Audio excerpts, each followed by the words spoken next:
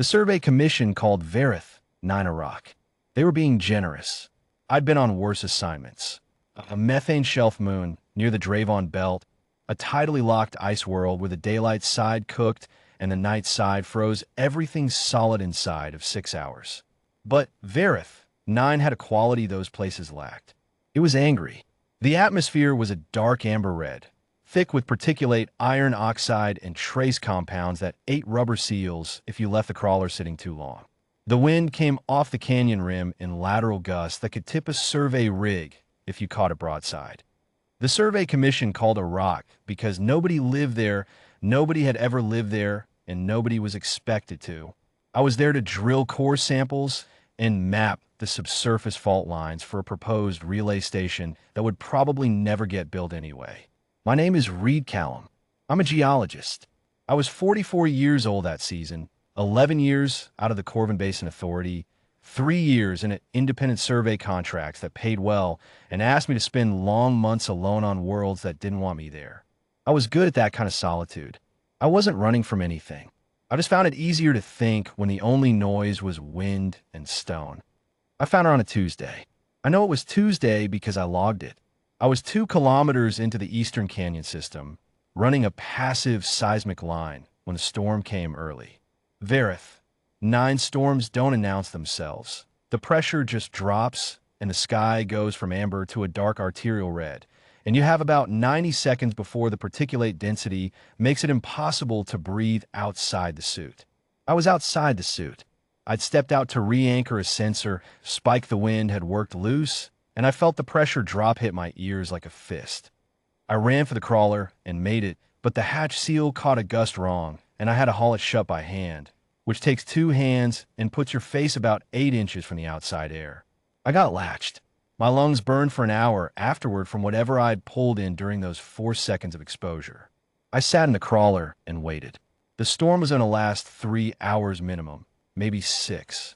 I ran the diagnostics out of habit, ate a cold ration, and watched the canyon walls disappear into the red murk. That was when I saw movement in the rock fissure on the canyon wall at my 2 o'clock. Not wind movement, not a sliding stone. Something that moved with intention, pulling itself deeper into a crack in the sandstone. Small, the size of a large dog or child. I sat with it for a while. I told myself it was a sensor artifact. I told myself the particulate was playing tricks on the crawler's external camera. I zoomed the feed in as far as it would go and watched the crack in the rock for 11 minutes. Nothing moved again. When the storm broke, I suited up, ran my seal checks twice, and walked to the fissure. She was at the back of it, in a hollow about the size of a wardrobe, sitting with her knees pulled to her chest. She looked up at me without making a sound. I'm not a man who startles easily. I have found things in places where things should not be, and I have learned that the first useful response is to go very still and take stock. I went still. I took stock. She was small, the size of a young child, though I couldn't have said how young. Her skin was a pale silver gray, the color of old ash, with faint ridge markings along her jaw and forearms that caught the ambient light and refracted it faintly, like mother of pearl. Her ears came to narrow points. Her eyes were enormous and a deep amber gold, and they tracked my faceplate with something I could only describe as tired assessment. Not terror, not screaming, just looking at me the way you look at something when you've been waiting long enough that you're past fearing it and into simply needing to know what it is. She was wearing what had once been a layered flight garment, the kind a child wears during transit, small magnetic pockets sewn into the front, reflective strips on the shoulders. It was shredded on one side and partially melted. Something had happened to whatever had carried her here, and she had ended up in this crack in a canyon wall on a world that kills unprotected humans in under an hour of exposure. She had been here longer than an hour. By the state of the garment, considerably longer. I crouched down until I was at her eye level, my knees in the red dust. I pulled my hands out of my gloves, the suit's wrist seal held so the gloves detached inward, and I held both hands up, palms open. Nothing in them. No tool, no scanner, no syringe. I did not know what she was, or where she was from, or what she needed, but I knew what open hands meant, and I was willing to bet it meant the same thing in whatever language or people used. She looked at my hands for a long moment. Then she reached out and touched my right palm with 2 fingers. I walked her back to the crawler. She fit easily through the hatch. I gave her water. She drank from the squeeze tube without any instruction, which told me she knew what a squeeze tube was, which told me she had been around humans before or around people who used the same kind of equipment. I gave her a ration bar. She sniffed it and ate half of it with the careful attention of someone eating because they have decided they must, not because they are hungry. I ran a passive bioscan while she ate. She was warm. Her blood pressure was, by whatever alien standard applied, evidently fine.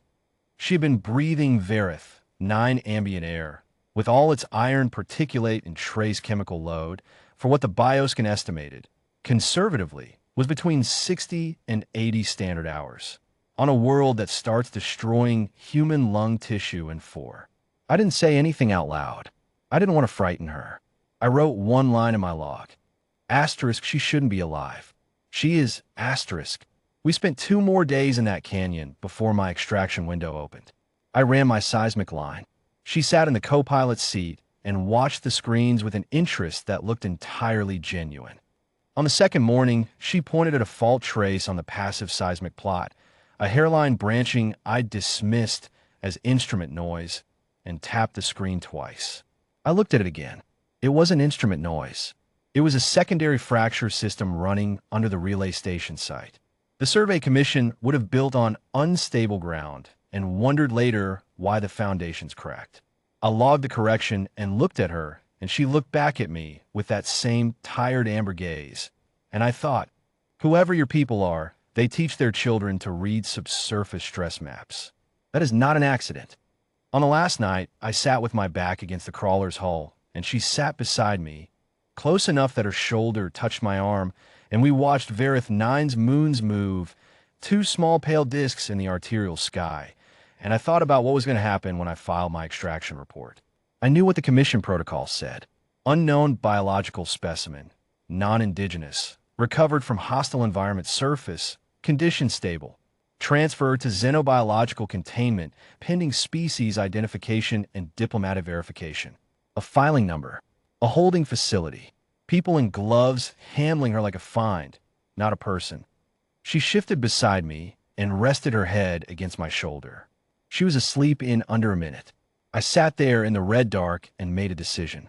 When the extraction shuttle came, I was standing at the base of the ramp with my geology cases and my sample cores and my survey drives.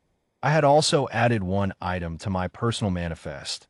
1 child, unclassified, traveling as a dependent under my contract authority, pending next of kin verification. I filled the paperwork myself.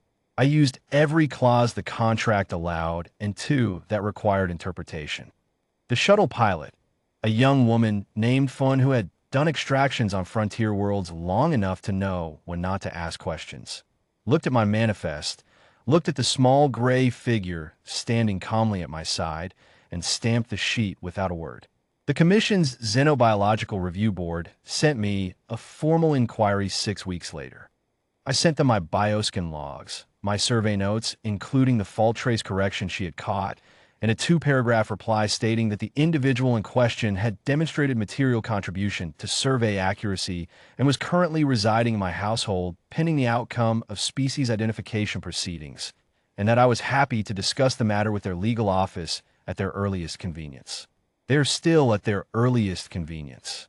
It has been 3 years.